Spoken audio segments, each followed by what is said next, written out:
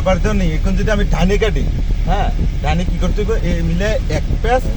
আবার এ মিলে এ দুই পেস। যদি আবার একটু সামনে বাড়াই, একটা ধরছি ক্লাসটা হালকা, আরে ডানে কাটা আছে দুই পেস, অনিশ্চয়টা সোজা করতে হবে এক পেস, এ দুই পেস। আচ্ছা,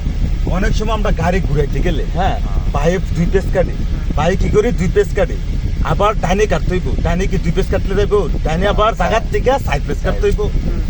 হ্যাঁ, আবার যদি আবার বাইরে কাটমু, গাড়িটা ঘুরামু, আবার জায়গার থেকে বাইরে সাইড পেস করতে হইব। আবার যদি আমি বাইরে থেকে সাইড পেস কেটে গাড়িটা আমি রাস্তা তো সুজা, হ্যাঁ ধরনি সুজা গেলে ধরনি আমি ধর না বাইরের থেকে দুই পেস কাটা, হ্যাঁ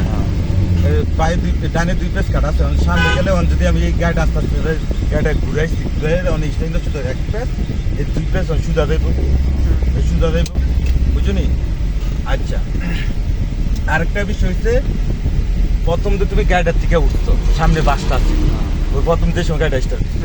হ্যাঁ এই সময় কি করতে হবে, আমরা জায়গার থেকে কাটতে হবে, তখন জায়গার থেকে এক পেস, এই দুই পেস, তখন কথা কথা সামনে একটা গাড়ি আছে, দুই পেস ডাইনের থেকে বাইরে দিতে হবে। ক্লাসটার কন্ট্রোলটা বুঝতে হবে, কি বুঝতে হবে, ক্লাসটা কন্ট্রোল একটা ধরছি, তখন ক্লাসটা হালকা দিতে হালকা, আবার ক্লাসটা বাইলি জানি হালকা দিতেছে সেইটার মতো, আবার একটু ক্লাসটা বাইলিছে, আবার বাইরে জায়গা থেকে এক পেস দুই পেস তিন পেস চার পেসের মতো কাটছি, জায়গার থেকে চলো অবস্থা এ যাইতেছে যাইতেছে যাইতেছে, আবার গাড়িটা সুজাইছে, ক্লাসটা বাইলিছে এক পেস এই দুই পেস চারটা সুজা সুজা দেবো, আবার ক্লাস